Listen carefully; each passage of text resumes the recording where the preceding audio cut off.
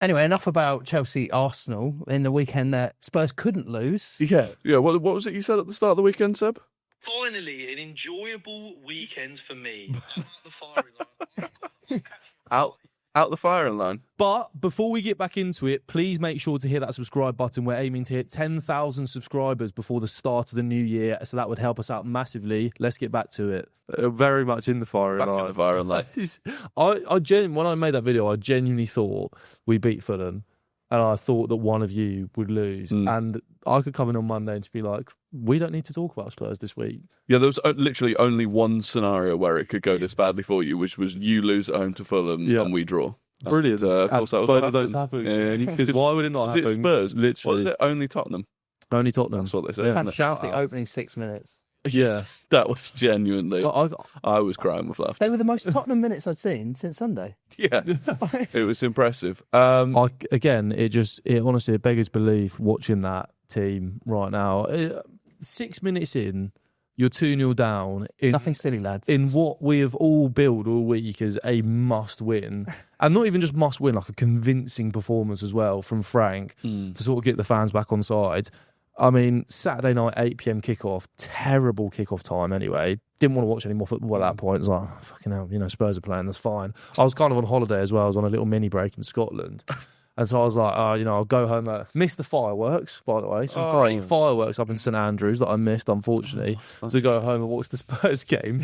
No one else, just literally crashed out in the living room when everyone else came back. But yeah, it was, 4 minutes in, Kenny Tete on the edge of the box. The amount of goals we conceded from the edge of the box over the past week has been absolutely criminal. Again, just no pressure on the ball. Spurs players start the game, just no intensity, no nothing, no fight. Ball falls to Kenny Tete on the edge of the box, deflected in. Of course it is. Kenny Tete. I think they flashed up a stat about Kenny Tete the last time he'd scored a goal was in like the 1970s or something. So of course he scores against Spurs, and then obviously 2 minutes later, Vicario just forgets he's got a brain. I'm not convinced he's got anyway, but rushes out of his goal. Just clear it. Just honestly, especially when you're 1-0 down already. 1-0 down after 5 minutes. Right, let's just take a touch, get it. And no, what is he doing? He took his touch and he was like, shit. Yeah. He's like, what? Coming out in that game, surely the first thought is they go, right, we've had a bad week. Yeah. Let's just keep it basic. It's actually insane, isn't it, how weak we are mentally and like how weak this squad is in terms of just showing up. Like, I will maintain that this squad has talent and we have some very good players. They are not bad. Yes, we were missing Romero because he was suspended. Our captain, that obviously makes a difference. Not that big a difference, though, in terms of going from there to there. But it's just like everything that has gone wrong in the past week that could have gone wrong has gone wrong. And then, like I said, Vicario just smashes it to the feet of, I think it was Tete again, wasn't it? Yeah, I think it was, or one of them. One person you don't want it to fall, who can hit a ball well. Harry Wilson is a player, by the way. Yeah. And by the way, Josh King, I thought, was outstanding in the game. Talented. Really good player. He looked decent as well. Like, they could have been 3. Van der Ven actually made a very good... They should have been 3 or 4 up in the first half, and I mean, I made a video at half time saying basically like that's it with me for Frank. I was really enjoying your tweets actually. I had a nice read through post game as well, watching the brain just slowly descend. It's like one of those points though where I'm at a dangerous point now with Spurs where it's like you go past the anger and depression and you're just, I don't care. Yeah. I'm going away to Newcastle tomorrow. I'm going to watch us at St James's Park. And well, now their games can be dubbed as a win-win. It's a lose-lose though. No, but it's sort of a win, but it's a win-win. It's like either we win or we win, and he goes that's. I think you're almost at that. No, but if we win, either we lose or we win, but Thomas Frank gets longer. Exactly. Yeah. So it could be a lose-lose. That's again. I would never ever go into a game wanting Tottenham to lose ever. We could. No, but I feel you because Potter was similar, where it was like we'd lose, and I think well, at least he'll go. Yeah, there's a silver lining to the loss potentially, but it's like we're not showing any signs of. There's been no rumours about Frank getting sacked. The last thing we heard about it was after the Arsenal game where it came out and it was like Tottenham are still behind Frank. Yeah, still support of him. There's this weird like camaraderie that the squad have that you like that saw that thing about how they do this huddle now before they go in at half time. They're very good at doing things together. But isn't playing football together. Yeah. If you're enjoying this video, the full episode is out now on all podcast platforms. Link is in the description. It's like everything else matters other than playing the actual So it came out on Sunday that Spurs had a crisis meeting. The players had a crisis meeting about their relationship with the fans. Great idea, guys. Try winning a fucking game of football. You might get our support a little bit more. It's like we've won 3 games at home. This in 2020. Do you know how long 21 games, 3 wins. December already matched your worst. I think it was like 2002 or 2003, somewhere around that. Was like they had 14 losses at home that year. Yeah, it's insanity. I mean, the amount of money that I've paid to be at that stadium in 2025, I think, and I've seen 3 wins. Big holders, it was like 300, 400 quid per win or something. Yeah, like that. And this season it's been again just insane. I mean, to go to the Fulham game at the weekend, you'd have had to pay 70 quid for a ticket. So yeah, that's 70 quid for a ticket for that. For an 8 p.m. Saturday, I mean, the travel getting there, you're looking at 100 quid round trip minimum. Food, you want to chuck that in, even more. And you're watching that. Yeah. So, like, how do these players expect us? It's like Pedro Porro was crashing out at the end of the game. Yeah.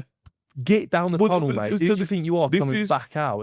It's honestly... Yeah. This is this whole gimmicky thing, though. So that thing where they go to the centre circle at the end of the first half to then walk off together. Just so that leave the pitch. You do it. But also...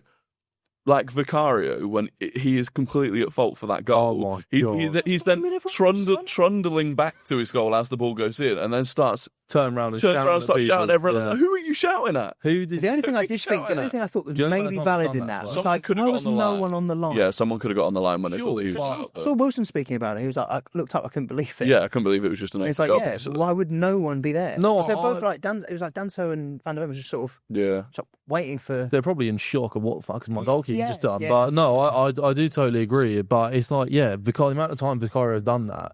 And the Vicario got the whole reason it got so toxic after the game. Thomas Frank saying that the people in the stadium that booed Vicario were not true fans, which don't know how I feel about that. But I think that him getting booed when I think it was his 2 touches after. Yeah. I'm like, I wouldn't do that personally. No. Like, I wasn't in the stadium, but if I was, I wouldn't have booed him after that. Vicario has been actually really good for the last couple of weeks. Had a really poor start to the season. Anything, and it doesn't help. Game to it. But you can also understand where the frustration comes from, and it's not.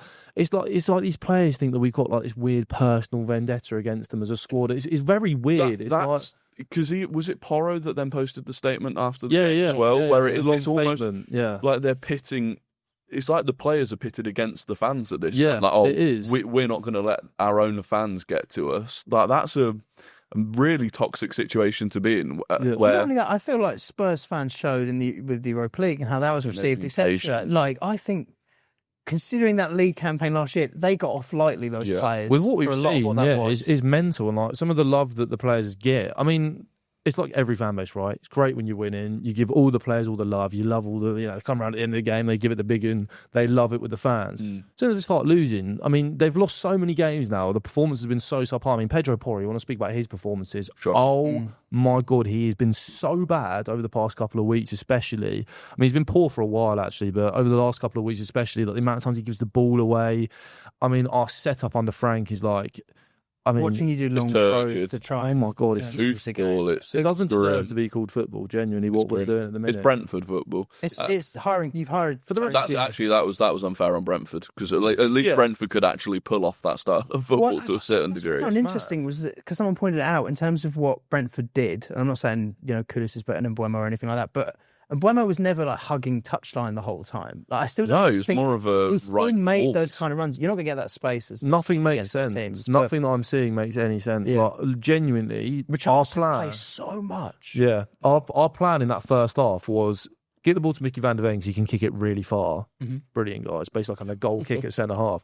Lump the ball up to Kolo Muani. Hope that him with his broken jaw, with his little Bane milestone, can do something with the ball. Cycling helmet. And then hope that Richarlison can win a knockdown or a second ball. You bench. I know. Look, Xavi Simons not been great this season. Didn't have a great cameo off the bench either. That's the game. But you've benched your most creative player at a game against Fulham at home. I was going to say that's who you've bought that player, especially with the lack of Madison, Kulusevski, to pick the lock against teams that will sit in. And how does he get up ahead of? How does he build up ahead of steam or start playing himself into form if he's not playing football in those kind of games? I mean, that's where Spurs' board will take it more seriously in terms of if you're damaging assets that they've invested a lot of money in. And, that's where because Thomas Frank couldn't turn around and say he wasn't backed. No. Palhinha was his guy. He wanted Palhinha. We had a good summer transfer window by all accounts. Like Kudus, Simmons, João Paulinho, Kolo Muani. I was happy Make with Tell. the summer. Just make Tell permanent. Make Tell permanent. It's surely the most you've ever spent on attackers in one window.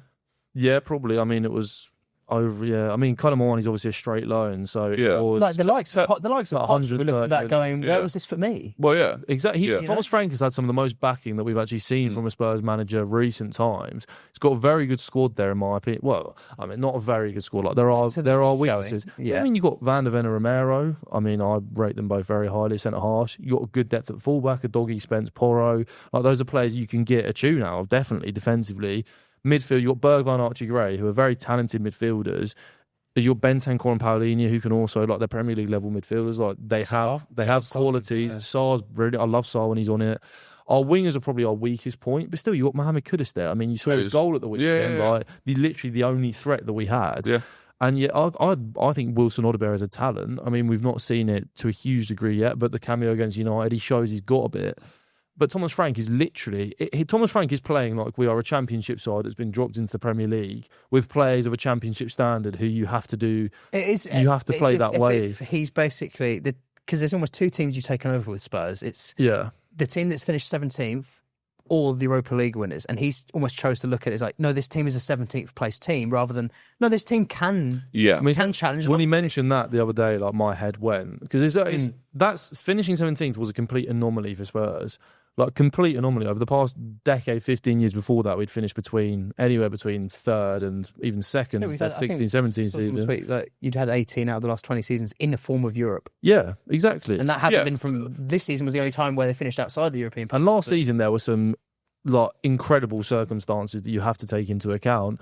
The Europa League run, the fact that our manager literally went on record to say we didn't care about the Premier League from January, and the injuries. Like we had an insane injury crisis last season without our centre half, striker, midfielders for like the majority of the season in terms of our starters week in, week out. So, I mean, you've got to take that into account. So we're not a 17th place team, but we are currently heading back in that direction. The way that the Premier League is so condensed now that a couple more losses and you could be back down 15th, 16th. So. Guaranteed to lose to Newcastle. I mean, when you're watching this clip, like I promise you, we would have lost to Newcastle, so we can already probably talk about that loss. And then we got Brentford at home that week.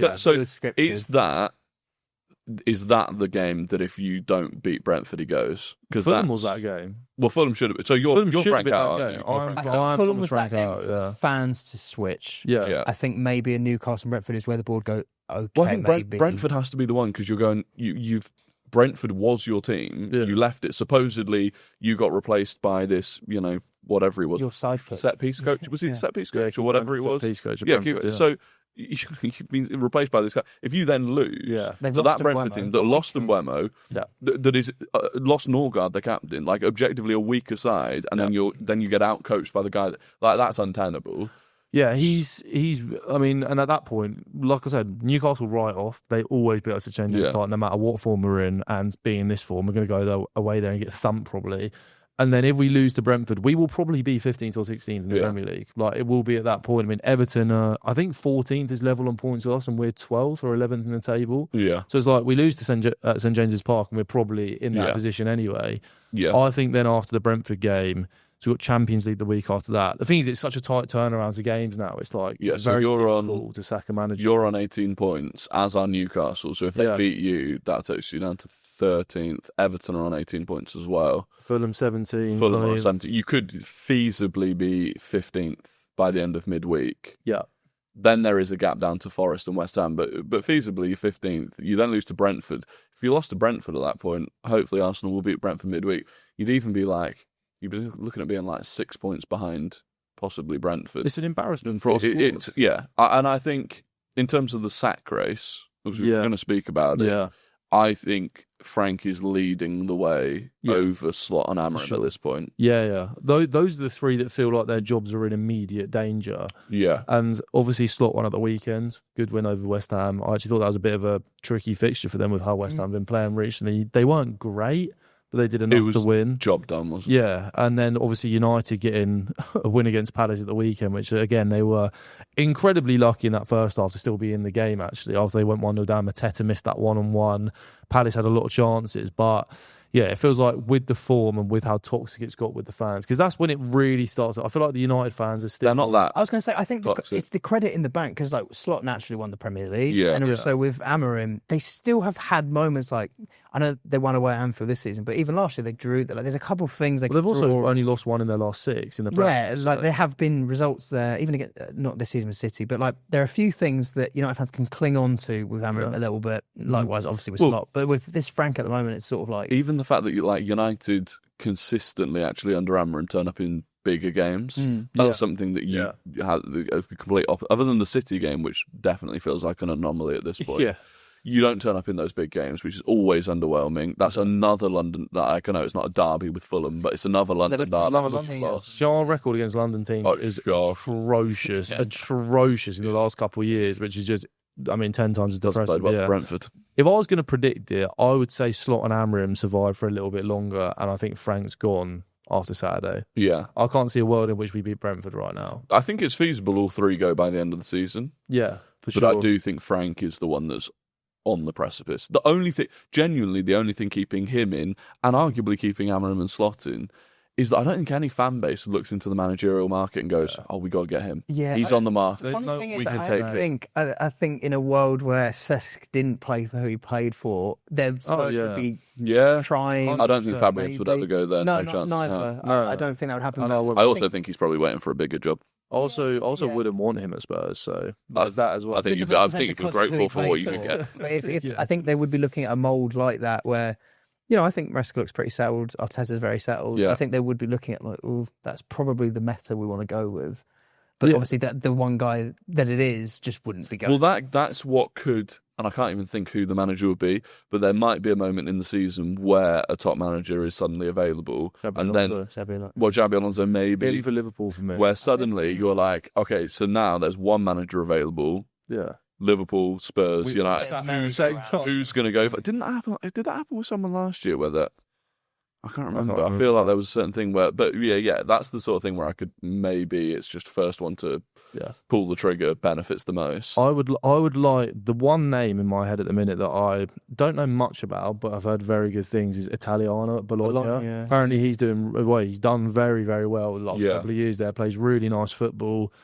They don't struggle against low blocks, which would be nice to have as a manager. And also, I just feel like I don't want another Prem mid-table manager who has to make that step up. And you've got there's the worry. I was going to say that's the only thing is as much as like an Iriola's done really well at Bournemouth. I think we've seen it now.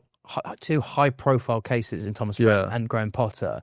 Yeah, and they've both been disastrous. Mm-hmm. Really. Yeah, and I can't think of a scale up that's worked. Yeah, from like a mid-table team that's been consistently good over the past couple of years. There's not... like we went when you look at it now, it's like Maresca had been at Leicester, but he'd been trying to play that. But the point is, I think about before being used to like Iriola and Glasner over the past couple of years, and even Glasner at Frankfurt, Iriola before, was it Vallecano before maybe. Like they are used to managing teams that are in and around that sort of mid-table area in the Premier League, which is they could scale up and they could be brilliant managers for a top club. But I look at Glasner, I think, like again, is our squad that suited to a back 3? Do I want another manager who plays a back 3? Not sure. I think that he's got problems in his own right, where in terms of his lack of rotations, cost Palace at times this season. Yeah. I think Crystal Palace struggle against low blocks as well. Yeah. And it's like Iriola as well. Iriola's like the way he likes to manage Bournemouth. Their games are chaotic. They thrive in the chaos. They thrive being out of possession. I think with all of those ones, there's just an inherent risk. And I think one thing with like Company and Maresca and the way that they've translated is they've done the championship season where they're the top dog in the team and they're used to, and which is what you need as a top manager going to a top club. So I'm like, and I can't really think of any. You're right. I can't really think of a manager that's made that level up recently from mid-table, and immediately if it doesn't work, was the last one. Yeah, and I know they weren't really definitely been one before then that I can't think. There probably of, was. Yeah, there's I mean, with obviously Spurs fans, there's been a lot of talk about getting Ange back. And bring Poch back. I would hate it. There's going back. Honestly, I'd hate it. But Ange Postecoglou, like in my opinion, was right to sack him when we sacked him. I was going to say, I don't think Spurs fans should be revising. No, I love Postecoglou for what he did for us. He had his limitations. If he came, Forest showed. If he came back, it would be a disaster. That would be like the worst move the club has ever made. If you go straight back to playing the high line, lose the first couple of games, you're like, oh my god, what? Do you know how fun as well it would be hearing like he would go, "Oh, third season, mate." You know, imagine how fun that would be. It would be. It would be cinema. They canned the season, and then it got picked up by another. Got picked up by another. If they went back to Ange, I think at some point Tottenham have to call it a day and just go, yeah, we can't keep trying to top this. No, this is too ridiculous. Yeah, literally. But I mean, with Poch back as well, it's like, I mean, we're not going to get him before the World Cup, right? I mean, the amount of things he's probably got in his contract, like I've always because the only reason they got him was for the 2026 World Cup, the USA. Yeah. So it's like, if he tried to leave beforehand, surely he had, like, maybe like Trump, like, stones him or something. I don't know. Like, surely that would be like a bad punishment for him if he, like, breaks out of that contract. Yeah. And also, I just don't want, like, when was the last time he was actually successful? Spurs. In a the job most successful it was. Well, I mean, there's an argument he's never actually been successful. No, he's a very successful manager at Spurs, not in terms of trophies, etc., but building that squad to it. But that's the last thing I looked at Spurs and was like, we can actually compete with everyone here. Yeah, that's 16, 17 season, 17, 18. We consistently competed, beat Arsenal, beat Chelsea, City, Liverpool, not Arsenal, United. I mean, we still beat United every week, so not every week, but every time we play them. I mean, we haven't lost to United since 2022, so it seems to be the Manchester clubs that we can do it against. You just need a Northern League. It's because there's no rivalry there. It's because there's no pressure on the players, really, outside of it maybe being a game that's on Sky. Yeah. And that's the frustration about the Chelsea, the Arsenal games, even the London games, where it's like there's a little bit more spice. Not really against Fulham, that's just because we're shit, but that's the frustration, really. But yeah, I think Frank's the first to go out of those three. In terms of, do you actually think then that do you think that changes anything for Slot, or just buys him more time? Buys more time. I don't think. Yeah. I mean, I didn't. That West Ham game, West Ham looked really poor. Never really threatened, and you maybe say credit to Liverpool for that. They looked maybe more assured defensively. Yeah. I think they benefited from not having Salah. I think Salah is a problem, and I think they looked a little bit more balanced in attack, having Wirtz in there instead. But it's got to be more than beating West Ham. Liverpool fans aren't going to settle with a West Ham. Frank beat West Ham. Yeah. So and I think it's the same with Amorim. I think he bought himself time with the early results this season, had a good run. I thought the challenge was always going to be this period where it is your Forests and Evertons and Palaces. And to be honest, at halftime in the Palace game, I was thinking, I've been proven correct, because I don't think he's turned it around. And I'm still not even convinced after the win that the performance they didn't play well. Had really changed. Palace conceded 2 sloppy goals, didn't take their first chances, and looked absolutely dead on their feet second half. Funny enough, I do think Amorim will last the longest out of those three. I think United feel like they've really committed to him more than perhaps even Liverpool have with Slot and you have with Frank. It would be more embarrassing to sack him from a United from what they've done. Because they've come out so strongly. And also, they're 6th in the Premier League. They're 6th right now. I believe they're 6th right now. So it's like, they're actually in a decent position. Like, beating Palace, no matter how they did it. If you said to me, what's the expectation at United this season? It wasn't to come top 4. It was to be in and around that conversation, which technically he's doing. Right. If he lasts through that Christmas period, I think they back him again in the summer, and I think they stick with him for a 3rd year. Yeah. And then we'll really see in terms of if it goes wrong then, I think. But this season, it feels like, again, he's done enough already. He's probably bought himself the next couple of months, unless they go on a real run of losses. But Amorim's never really. I never think he's been on like a run of like 4 or 5. Grimsby was the time where I actually thought he might go. Grimsby was bad, and I remember January last year. Yeah. There was a point in January last year where he himself was thinking about walking. He was hilarious. He was like, terrible. Yeah, he was genuinely the worst outside ever. How bad it was. So the manager. Yeah, but no, I tell you what, the end of this week, if you lose to Newcastle, which I think you will, and then you drop points to Brentford, we could be here next Monday with the corner flag announcement. Yeah. Thomas Frank has gone. Though, isn't it? Choo-choo, blood. Yeah, I mean, I wouldn't. The train's derailed. It's never exciting having to do another manager search. It's the most painful, boring thing I always find. I mean... No, but then there's the hope. You definitely don't have anyone lined up, so it would very much be like, ooh. Yeah, I don't think there's hope, though. I reckon... Bring in Modric. Just be like, you can play a manager for a bit, and we'll let you develop your manager career here. I would love that. I would absolutely love. I mean, get Gareth Bale. He's got no budgets, but I just can't imagine him as a manager. I could see Modric as a manager. Yeah, Sol Campbell Still desperate for a career in management. This guy, mad. That's true. He's looking for a job. Let's mention every podcast at this point. It needs to stop. Yeah. It's looking rough for Spurs, like, seriously. And if we have another manager race where probably drag out for over a week, rumours, I mean, Gattuso, all of that. Do you remember that summer with Nuno, that managerial race? And that was a mess. Took 3 months, so hopefully we'll be here. Won't happen We again. will enjoy it.